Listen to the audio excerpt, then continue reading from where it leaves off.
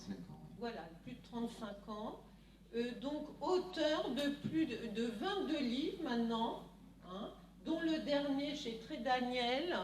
Il y a tellement de titres de livres, je les ai lus hein, personnellement. Et il y en a un que j'ai beaucoup aimé, donc Le pouvoir caché de l'invisible. Voilà, voilà. Il est donc conférencier international. On a une chance énorme qu'il soit ici. Il nous a annoncé que ça serait sûrement sa dernière conférence. Donc voilà, on a un petit comité, c'est pas un gros colloque, et on a la chance vraiment qu'il soit parmi nous. Donc on te remercie beaucoup, Jean-Jacques, et Corinne, sa femme, d'être venus à notre colloque. Vraiment, on apprécie beaucoup. Et donc voilà, Jean-Jacques, auteur donc de ces 22 livres, spécialiste des NDE, qui a mis au point ces ateliers de TCH, transcommunication hypnotique, et maintenant de PCH. Et donc justement, Jean-Jacques, tu vas nous faire une conférence sur cette PCH, entre autres. Et tout ça. Est-ce qu'il y en a parmi vous qui ont déjà fait des hypnoses avec moi, simplement comme ça pour... Ah ouais, quand même. On va parler de ça ce matin, et je suis très heureux d'être là pour... C'est vrai, j'espère que... Enfin, on ne sait jamais, vous savez, il ne faut jamais dire Fontaine, je ne boirai plus de ton eau. Mais je pense que ça sera ma dernière conférence. J'ai fait beaucoup de conférences pendant toutes ces années. Depuis voilà, 2001, c'était l'édition de mon premier livre. Et j'ai fait beaucoup de conférences sur les expériences de mort imminente, notamment pour soulager les personnes par rapport au deuil, pour que les gens puissent voir qu'il y a une autre conscience après la mort. Et j'en ai fait beaucoup, j'ai dû faire des centaines de conférences, surtout dans des associations à l'aide au deuil. Et puis j'en ai fait en France, j'en ai fait en Belgique, en Suisse et au Canada. C'est pas du tout parce que j'ai envie d'arrêter cette communication, mais j'ai des priorités, on va dire. Et cette activité d'hypnose est devenue tellement importante dans ma vie que je ne peux pas me disperser. Et à choisir, ben, je préfère faire des expériences aux autres plutôt que d'avoir à les raconter dans des forums, des symposiums, des salons de livres ou autres. Donc voilà, il y aura bien sûr les relais par les livres, les fruits de toutes mes recherches. Mes recherches qui, au niveau de toutes ces années, ça fait qu'une petite décennie, mais c'est beaucoup, parce qu'il y a plus de 45 000 personnes qui ont assisté à mes hypnoses, et ça m'a permis de faire un certain nombre de conclusions. Et ces conclusions sont une véritable révolution copernicienne, on va dire, par rapport au fonctionnement de la conscience et par rapport au fonctionnement de l'hypnose. Parce que jusqu'à présent, il y avait une fausse idée sur l'hypnose, sur la conscience aussi, bien sûr, mais je ne suis pas le seul chercheur. Et d'ailleurs, mon ami Philippe Obola, qui là sera d'accord avec moi, puisque on est plutôt en faveur de cette hypothèse d'extra-neuronale de la conscience, dire que les informations ne viennent pas du cerveau, mais viennent de l'extra-neuronal. Eh bien oui, jusqu'à Freud, Erickson, Jung ont pensé que l'hypnose était une réminiscence de souvenirs enfouis dans l'inconscient, que toutes les informations étaient stockées quelque part dans une des mémoires du cerveau, mais là vraiment toutes les preuves que j'apporte par rapport à ces recherches montrent que ce n'est pas du tout le cas dans un certain nombre de cas. On voit bien que les informations ne peuvent pas venir du cerveau, tout simplement parce que la personne sous hypnose ne connaissait pas les informations qui ont été révélées dans cet état de conscience modifié. Par exemple, le contact avec des défunts inconnus qui sont reconnus après sur une photo, des médiumnités croisées, c'est-à-dire des défunts qui apparaissent à un des participants de l'hypnose et qui ne parlent absolument pas au point de vue description et quelquefois même identité, il y a quelquefois le prénom de la personne, mais qui par contre va parler à un autre participant qui sera là dans la même séance, comme si l'entité avait été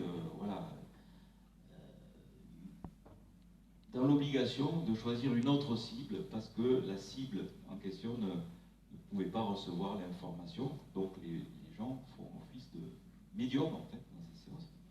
Quelquefois des défunts qui apparaissent aussi, qui donnent des informations totalement inconnues et vérifiées après, la présence d'un document, la présence d'un objet caché quelque part, qui est retrouvé après à l'endroit même où le défunt l'a indiqué. Donc tout ça montre bien que les informations ne sont pas intraneuronales, elles sont extraneuronales.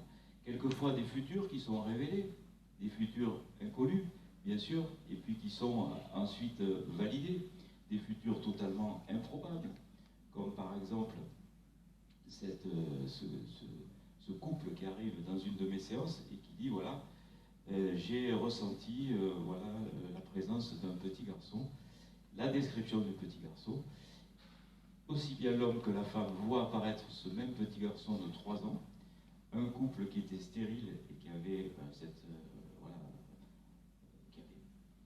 fini par comprendre qu'ils étaient stériles et qu'ils n'allaient pas pouvoir avoir d'enfant, et puis qui ensuite, donc, aussi bien l'homme que la femme voient ce petit garçon, 3 ans après font une autre expérience d'hypnose avec moi et me révèlent que lors de cette séance, l'enfant qui s'était présenté il y a 3 ans, eh bien, dans leur famille, arrivait tel qu'ils l'avaient vu dans leur séance. Des choses plus amusantes aussi dans les futurs potentiels. J'aime bien raconter cette histoire parce qu'elle est vraiment drôle. C'est un homme et une femme qui viennent dans ma séance de TCH, transcommunication hypnotique, et qui voient apparaître des images spéciales et qui nous révèlent que lors de leur première TCH, pour l'homme c'était la première fois qu'il venait et pour la femme c'était la deuxième, lors de sa première hypnose avec moi, elle avait vu apparaître cet homme, elle ne le connaissait absolument pas, elle n'avait jamais rencontré de sa vie, et elle était tellement sûre d'elle, il fallait qu'elle le soit pour faire ce qu'elle a fait, que quand elle a vu apparaître 2 mois plus tard dans une boulangerie, elle l'a accosté en lui disant « Monsieur, vous êtes l'homme de ma vie, je vous ai vu avec l'homme ».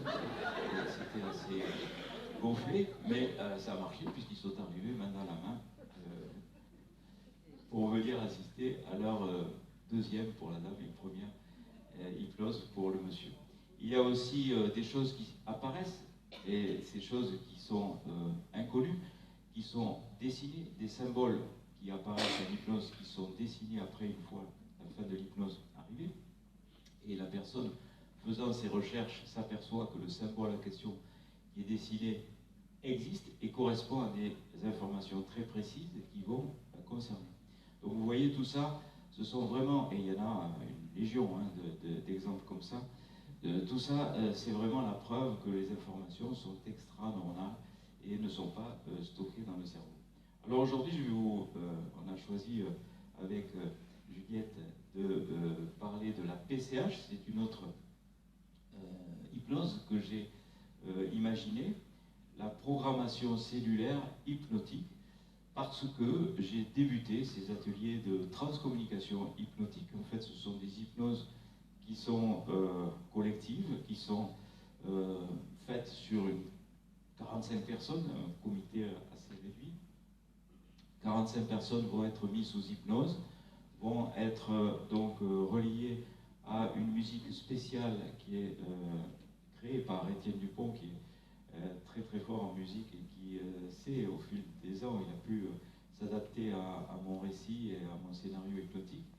Et en fait, ces ateliers de transcommunication hypnotique ont débuté il y a 10 ans maintenant, c'était en 2014, c'était au Québec, c'était à Montréal et Québec, les premiers ateliers de TCH. Et je suis heureux parce que je vais vous donner un autre scoop, c'est que mon ami Jean-Charles Chabot va reprendre, il m'a envoyé pas plus tard qu'hier soir un petit mail en me disant qu'il allait reprendre la TCH pour la diffuser au Canada. Et on aura la possibilité ainsi, et il a toute ma confiance vraiment pour faire ça, d'avoir des TCH outre-Atlantique, et ça me fait plaisir, parce que c'est vraiment, j'ai vu que c'était vraiment quelque chose qui apportait du bien aux gens, qui apaisait les souffrances du deuil, qui aussi était, une sorte de thérapie par rapport aux angoisses de la mort. Et c'est pour ça d'ailleurs que j'ai voulu faire ces ateliers de TCH, parce qu'après avoir étudié pendant toutes ces années ces expériences de mort provisoire, je me suis aperçu qu'il y avait un point commun. Les gens qui vivaient ça étaient clairement débarrassés des angoisses de la mort et étaient aussi soulagés par rapport aux souffrances du deuil. Donc je me suis dit, c'est quand même dommage de devoir vivre un arrêt cardiaque pour en arriver à un tel apaisement devant la mort? Est-ce que si on arrivait à reconstituer cette expérience sous hypnose, on n'en arriverait pas aux mêmes avantages? Ben oui, effectivement, cette intuition était bonne, puisque j'ai vu que sur le premier millier de TCHistes qui avaient été étudiés par statistique, j'avais fait ça avec un statisticien, c'était une étude qui était tout à fait publiable, et ben, on montrait que cette thérapie alternative était en quelque sorte efficace sur les souffrances du deuil et les angoisses de la mort. C'est une étude qui n'a jamais été publiée, parce qu'à l'époque, j'étais bien naïf, je ne savais pas que tout était corrompu par des conflits d'intérêts, que voilà, Big Pharma passait par là, et il y avait cette corruption évidente, et bien sûr qu'on n'allait pas faire l'apologie d'une thérapie qui non seulement ne consomme pas de médicaments, mais qui en plus risque de faire baisser la consommation de psychotropes, puisque vous savez sans doute qu'en France, on a un triste record, celui de la consommation de psychotropes par habitant. Et on est dans les leaders mondiaux avec 15 millions de boîtes d'anxiolytiques par an. C'est énorme. C'est un marché qui est au-delà du marché des médicaments anticancéreux, au-delà des médicaments qui sont cardiovasculaires, à visée cardiovasculaire. Donc c'est dire que, bien sûr, qu'on n'allait pas faire l'apologie d'une thérapie qui non seulement ne consomme pas de médicaments, mais qui risque en plus de faire baisser la consommation de psychotropes. Et c'est pour cela que j'ai été aussi violemment combattu, que j'ai eu des gardes à vue. Enfin, vous connaissez mon histoire. Je ne vous fais pas de dessin. Mais tout ça n'a eu qu'un seul résultat. En voulant faire arrêter ces ateliers, on les a multipliés, puisque j'en ai fait maintenant mon métier. J'ai arrêté mon métier d'anesthésiste réanimateur que j'ai exercé pendant 35 ans pour faire ces ateliers d'hypnose. Vous voyez, ce ne sont pas les humains qui peuvent décider l'avenir des choses et des gens, c'est l'univers qui décide, et il faut croire que l'univers vraiment me donne de sacrés coups de pouce avec des protections incroyables, puisque ces ateliers non seulement continuent, mais prennent une évolution que je n'avais même pas devinée. Et c'est pour cela que j'ai voulu vous parler aujourd'hui de la PCH. Alors, la PCH, c'est la programmation cellulaire hypnotique, parce que je me suis aperçu que lors de ces ateliers d'hypnose, il y avait plusieurs choses qui arrivaient. Non seulement les personnes étaient en contact avec leurs défunts, mais en plus, il y avait d'autres choses qui se passaient. Il y avait des gens qui revoyaient leur passé, quelquefois leur vie passée, qui voyaient, donc, comme je vous l'ai dit, leur futur, qui avaient des liens télépathiques avec des personnes vivantes qui leur étaient désignées pour reprendre contact avec elles, et ce contact était probant chaque fois, ça faisait mou chaque fois. Une personne qui n'avait pas été vue depuis 30 ans, et ben, quand la personne apparaissait sous hypnose, à la grande surprise de la personne concernée, eh ben, elle reprenait contact avec son ami oublié, et ce contact était nécessaire. Voilà. Il y a aussi des intuitions, des prémonitions, il y a aussi des visualisations de mondes qui ne sont pas terrestres. Alors ça c'est assez surprenant, je ne m'y attendais pas du tout. Et puis il y a aussi ces fameuses expériences de soins énergétiques, et ça je m'y attendais encore moins. Et en fait, ces soins énergétiques arrivent aussi bien pendant l'ascension des chakras qui est suggérée en TCH que pendant la descente des chakras, avec une efficacité, ma foi, qui n'est pas subjective. C'est-à-dire qu'il y a eu des contrôles, par exemple, pour les TCHistes, on les appelle comme ça, ceux qui font des TCH, qui avaient une sensation assez importante au niveau de la gorge, qui a eu une chaleur au niveau de sa gorge, qui a compris qu'elle était en train de guérir d'une pathologie thyroïdienne. Ça a été vérifié. Donc au débriefing, elle nous dit, cette dame, quand on partage les expériences qu'on fait passer le micro, puisqu'à 45 personnes on peut le faire, en quelques phrases, hein, bien sûr, on peut prendre pas plus de 2 minutes pour expliquer ce qu'on a vu et perçu, sinon ça ferait 1h30, donc c'est pas possible. Mais en quelques phrases, la personne nous dit qu'elle est sûre d'avoir guéri de son problème thyroïdien parce que sous hypnose, elle a ressenti une chaleur au niveau de son cou. Elle va voir son médecin, elle lui dit voilà, j'ai fait une hypnose avec le docteur Charbonnier, je suis guéri de ma thyroïde, et vous imaginez la réponse de mon confrère, qui malgré tout, à force d'insister, lui fait faire T3, T4, TSH, et elle s'aperçoit que, effectivement, elle est guérie de son problème thyroïdien et qu'elle n'a plus besoin de lévothyrox. Donc ça, je veux dire, c'est du concret, c'est pas, voilà, c'est pas du subjectif. Il y a eu aussi des validations par rapport à des guérisons d'une périarthrite scapulo-humérale avec disparition des ostéophytes sur la radio.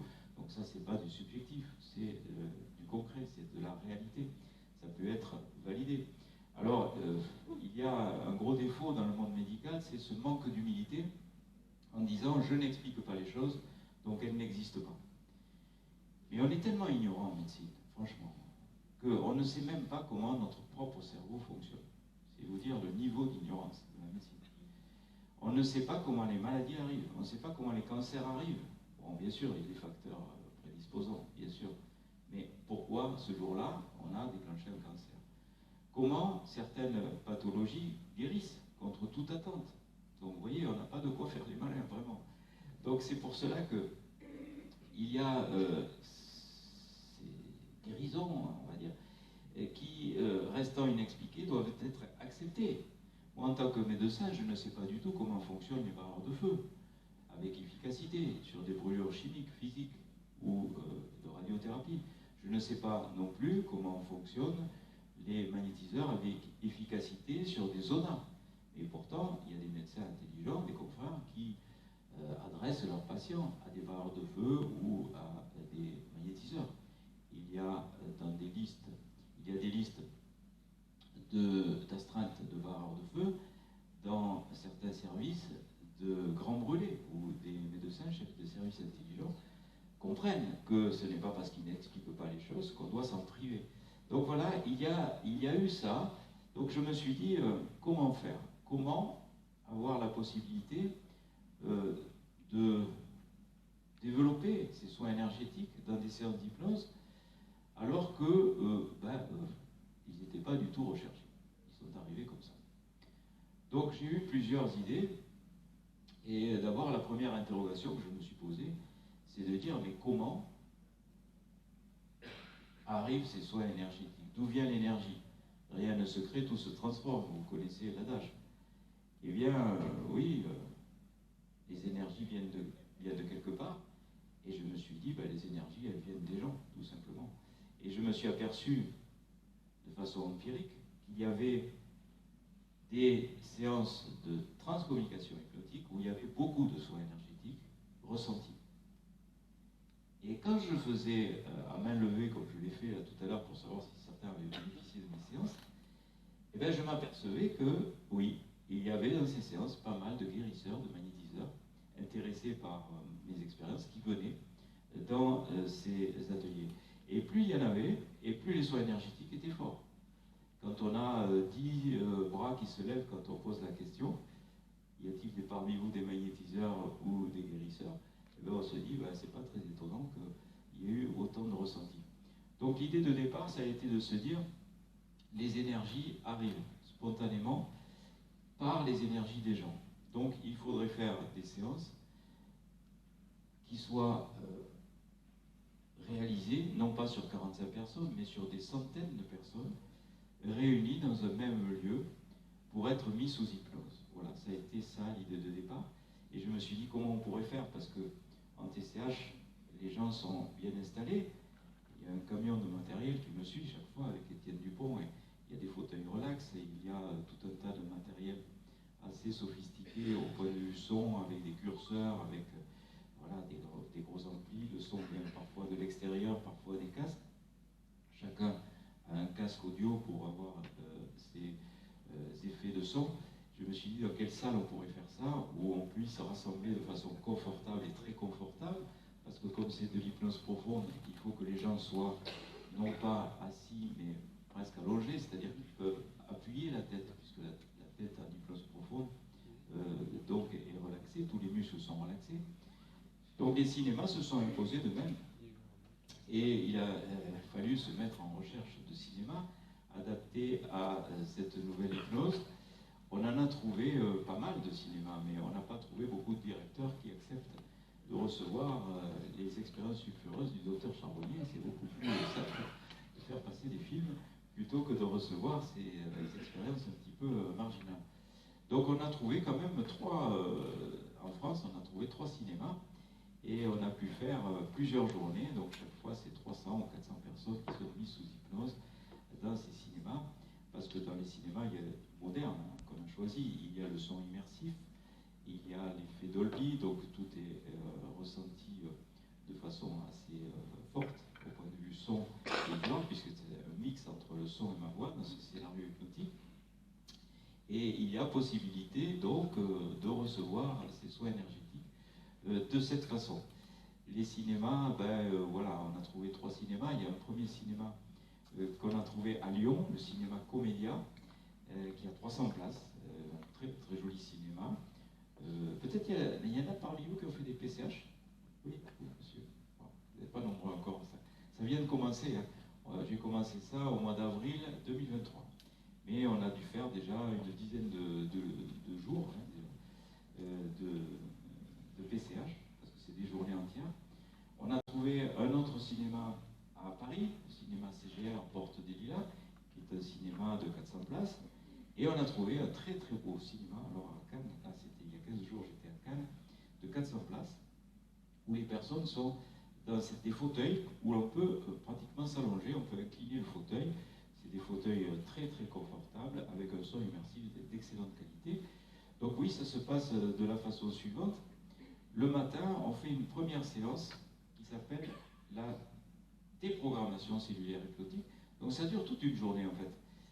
Toute une journée de PCH.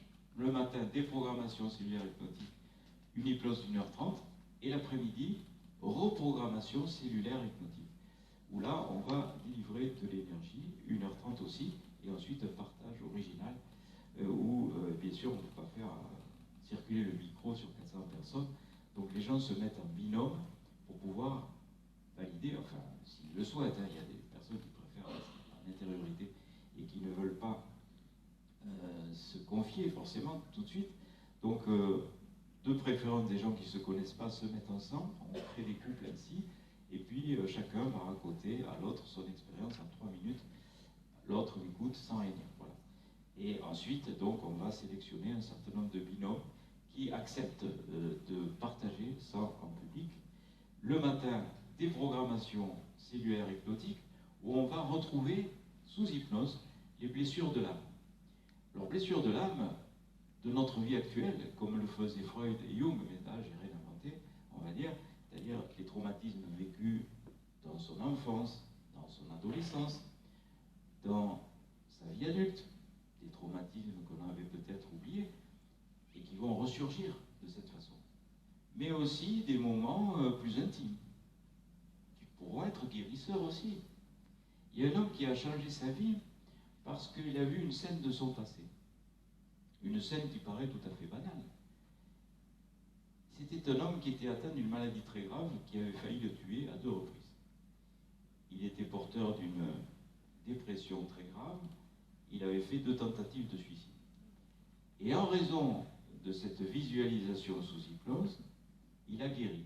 Et avec l'aide de son médecin traitant, il a pu sevrer ses médicaments, parce que je le dis aussi, ça y est sur la plaquette qui est sur l'écran, et je le dis et je le redis sans cesse et inlassablement, si vous vous sentez mieux après mon hypnose, il ne faut pas arrêter votre traitement médical sans l'avis du médecin prescripteur, ça peut être très dangereux. Il vous accompagnera pour faire un sevrage si le juge utile. Il vous fera faire des tests complémentaires, comme cette dame avec les problèmes thyroïdiens, et c'est lui seul qui pourra dire si oui ou non vous allez pouvoir arrêter votre traitement. Ça peut être mortel, ça peut être dangereux d'arrêter un traitement que l'on suit comme ça pendant des années, de façon brutale.